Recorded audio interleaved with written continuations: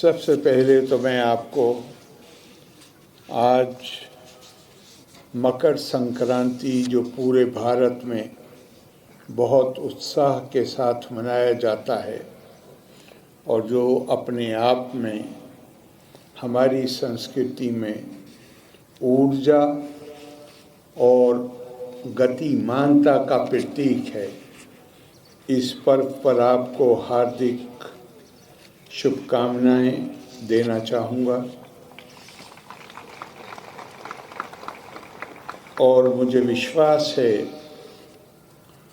कि ये आज के दिन से जो नया साल, नया वर्ष शुरू होगा, उसमें हमारा देश, हमारा प्रदेश और हम सब बहुत ही रचनात्मक तरीके से आगे की ओर बढ़ेंगे। ख़ास तौर से हमारे प्रधानमंत्री जी ने जिस अमृतकाल की ओर घोषणा की हुई है और जो लक्ष्य निर्धारित किए हैं 2047 तक, उसकी तरफ, उस पर ख़ास तौर से ध्यान लगाकर उस ओर आगे बढ़ेंगे।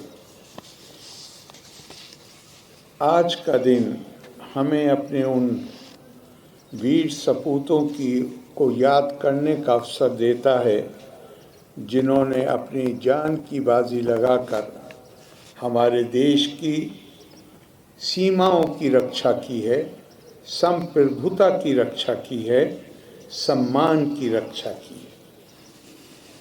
आज के दिन को हम पूर्व सैनिकों के नाम से वेटरन डे के तौर पे मनाते हैं और उन जवानों और सेवानिवृत्त सैनिकों के योगदान को सम्मानित करने का दिन है आज का दिन, जिन्होंने अपने कर्तव्य का पालन करने में न केवल अपनी पूरी ऊर्जा और क्षमता का प्रयोग किया है, बल्कि जो सबसे बड़ा त्याग हो सकता है, उन्होंने उनमें से बहुत सौ ने अपनी जान को भी देश भारत माता के लिए निछावर किया है।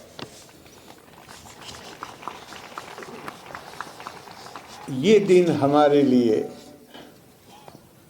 प्रेरणा का दिवस। मैं बहुत दफ़ा इस बात पर गौर करता हूँ कि इस साधारण दिनों में हम जो आराम की नींद सोते हैं वो सिर्फ इसलिए संभव हो पाता है क्योंकि हमारे सैनिक अपनी रातों को जागकर गुजारते हैं, और केवल रातों को जागते नहीं हैं बल्कि बहुत ही सीमा पर जिस तरह की बर्फ, जिस तरह की ठंड, जिस तरह की विषम परिस्थितियां होती हैं, उनका सामना करते हुए रातों को जागकर ये सुनिश्चित करते हैं कि हम अपने अपने घरों में आराम से सो सकें। हम आज का दिन अगर बनाते हैं, हम वीर नारियों का सम्मान करते हैं, पूर्व सैनिकों का सम्मान करते हैं, अपने शहीदों को याद करते हैं, तो ये केवल हमारी जो कृतज्ञता है, हमारा जो भाव है कृतज्ञ राष्ट्र का, ये केवल उसको स्वीकार करना है। आपका जो त्याग और बलिदान है, उसका बदला किसी कीमत, किसी तरह भी नहीं दिया जा सकता। हाँ, हम उसको महसूस करते हैं और पूरा देश कृतज्ञ महसूस करता है अपने आप को। हम जानते हैं कि सेना में ये केवल आपके लिए नौकरी का मामला नहीं है, बल्कि एक आदर्श है। और मुझे याद आता है कि किसी ने कहा है कि, बल्कि उससे पहले स्वामी विवेकानंद जी ने कहा है कि जीवित लोग तो वास्तव में वही हैं जो दूसरों के लिए जीते हैं। बाकी सब लोग तो जिंदा हैं लेकिन असल में वो मुर्दा हैं। और एक बड़े भारी चिंतक हैं, उन्होंने कहा है कि सौभाग्यशाली हैं वो लोग अपने जीवन में अपने से बड़ा कोई उद्देश्य ढूंढ लेते हैं और उस उद्देश्य के लिए अपना पूरा जीवन जीते हैं, जहां वो उस उद्देश्य को अपने से ज्यादा महत्वपूर्ण मानते हैं।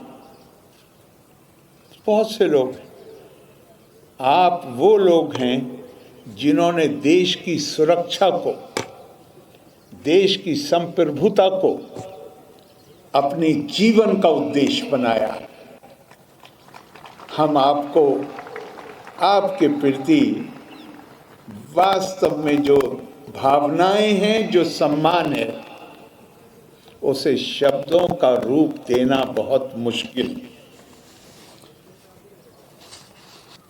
एक बात मैं और कहना चाहूँगा, क्योंकि यहाँ मुझे बताया गया है कि ये जो चाइनीज के क्या गलवान वैली का जो एनकाउंटर था और सामना किया था, आक्रांताओं को पीछे धकेला था, वो इसी रेजिमेंट का हिस्सा था।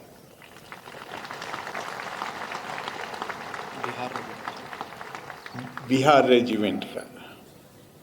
हमारा सीना गर्व से चौड़ा हो जाता है कि वो हम में से थे। और ये इसमें मुझे एक बड़ी गंभीर बात है जो हमारे समझने की है। भारत ने आदिकाल से अहिंसा की बात की।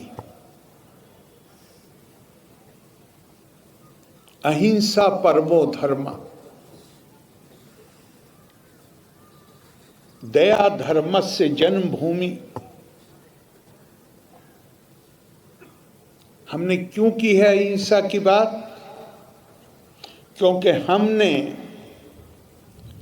पूरी मानव जाति को, हमारी सांस्कृतिक विरासत हमें कहती है कि हर किसी को अपने विस्तार के रूप में देखो। अहम ब्रह्मास्मि तत्त्वमसि। जब मैं दूसरे इंसान में उसमें दिव्यता देखता हूं तो मेरी संस्कृति, स्वाभाविकता मुझसे कहेगी कि जिसके अंदर मैं दिव्य रूप देख रहा हूं, मैं उसके विरुद्ध हिंसा नहीं कर सकता। अहिंसा हमारे लिए बहुत महत्वपूर्ण है, लेकिन कई दफा इसके नाम पे लोग थोड़ा भ्रम पैदा करने की कोशिश करते हैं।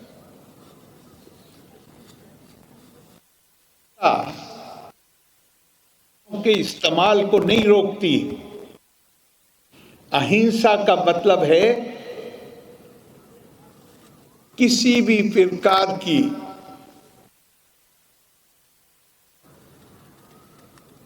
नफरत की भावना,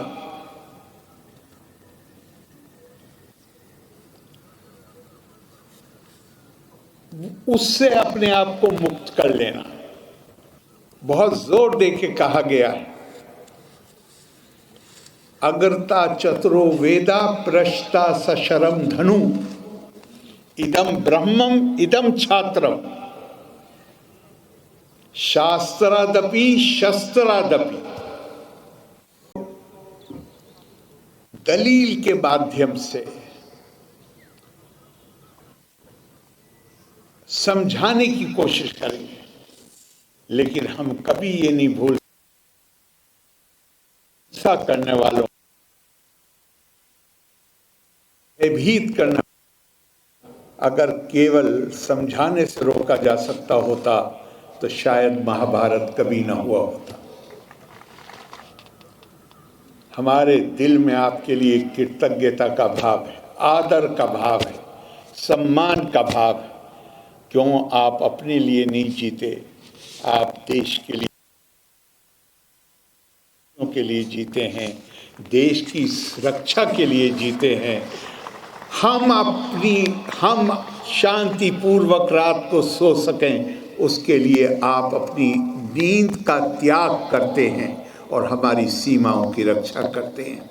मैं एक बार फिर आपके प्रति बहुत बहुत सद्भावनाएं व्यक्त करते हुए, कृतज्ञता व्यक्त करते, आपको धन्यवाद देते हुए, आपको शुभकामनाएं देते हुए अपनी बात समाप्त करता हूं। लोका समस्ता सुखिनो भवन्तु। धन्यवाद। जय हिंद।